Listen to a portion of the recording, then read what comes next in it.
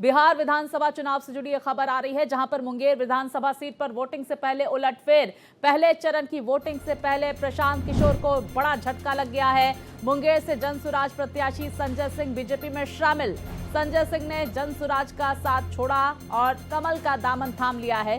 तो पीएम मोदी और सीएम नीतीश को बताया विकास पुरुष। बड़ी जानकारी सामने निकल कर आ रही है।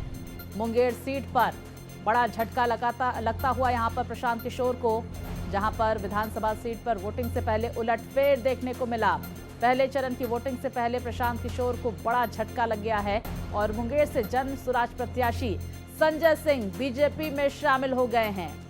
देखिए, कमल का हाथ थाम लिया है संजय सिंह ने और बड़ी जानकारी पीएम मोदी को और नीतीश कुमार को विकास पुरुष बताया गया संजय सिंह की तरफ से।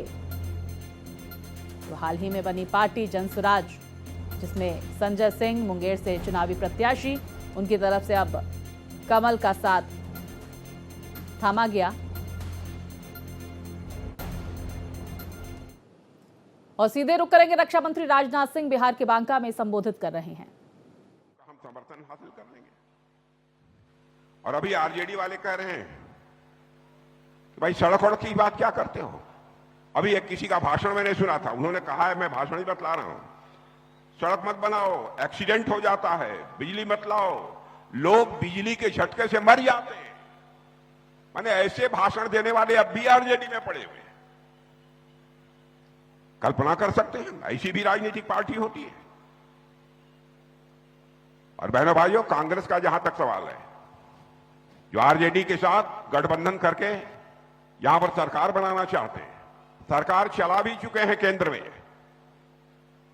क्या हालत है कांग्रेस की, यह बताने की आवश्यकता नहीं है। कांग्रेस भी कहा करती थी बॉर्डर पर सड़क, पक्की सड़क नहीं बननी चाहिए, पक्के बुनियादी ढांचे नहीं खड़े होने चाहिए। उस समय संसद में किसी ने यह प्रश्न पूछा था कि यह बतलाओ कि बॉर्डर के ऊपर सड़क क्यों नहीं बननी चाहिए, क्यों नहीं बुनियादी ढांचों का विकास होना चाहिए।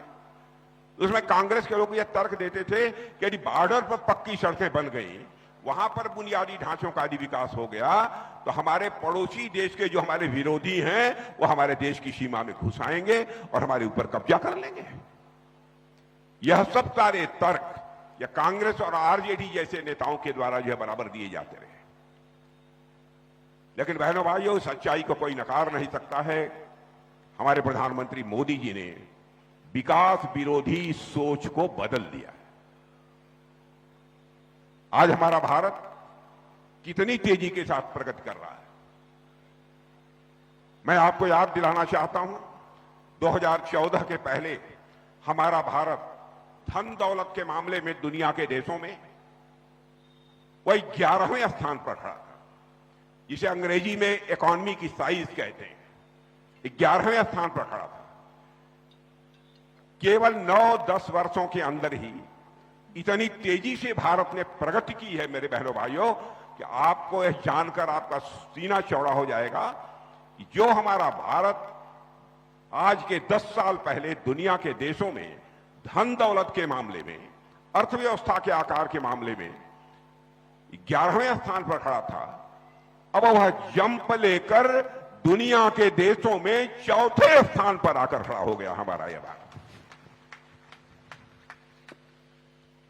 और अभी हाल में ही आपने पढ़ा होगा, दुनिया की मानी जानी फाइनेंशियल फर्म्स, विदेशी संस्थाएं अब इस बात का दावा कर रही हैं कि भारत जितनी तेजी के साथ आगे बढ़ रहा है, इसमें कहीं दो मत नहीं है, साल 1.5 साल के अंदर ही भारत दुनिया के देशों में धन दौलत के मामले में तीसरे स्थान पर आकर खड़ा है। काम करने का यह तरीका होता है। और जहां तक हमारे पड़ोसी देशों का सवाल है, आपको बतलाने की जरूरत नहीं है। पहले जब होता था तब भारत की सीमा में घुस आते थे। अब है किसी माई के लाल ने दूध पिया है जो है इतनी जल्दी भारत की सीमा में घुसने की हिम्मत करे। और इस बार तो आप लोगों ने देख लिया, कुछ आतंकवादी चोरी छिपे आ गए थे, खुलकर नहीं आए थे, छुप कर आए थे। और हमारे कुछ नौजवान, कुछ लोग अपने परिवार के सदस्यों के साथ कश्मीर में घूमने गए थे पहलगाम में, और बहनों भाइयों, इन्होंने धर्म पूछ पूछ कर मार डाला, धर्म पूछ पूछ कर मारा है। और उसके बाद क्या हुआ यह बतलाने की कोई जरूरत नहीं है। हम लोगों ने जितने भी ऐसे प्रमुख आतंकवादी ठिकाने थे, बड़े बड़े आतंकवादी संगठनों के, बहनों भाइयों, ऑपरेशन सिंदूर में आतंकवादी सारे ठिकानों को सफाया कर दिया।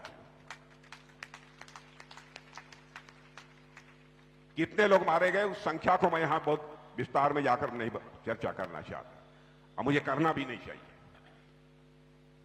लेकिन मैं समझता हूं कि जल्दी वह हिम्मत नहीं करेंगे, और करेंगे तो बहनों भाइयों, हमारा ऑपरेशन सिंदूर समाप्त नहीं हुआ है, अभी स्थगित किया है। हम फिर से ऑपरेशन करेंगे और आक्रमण करेंगे उसके ऊपर, और उसे हम धराशायी करेंगे। क्या क्या बातें लोग बोलते थे।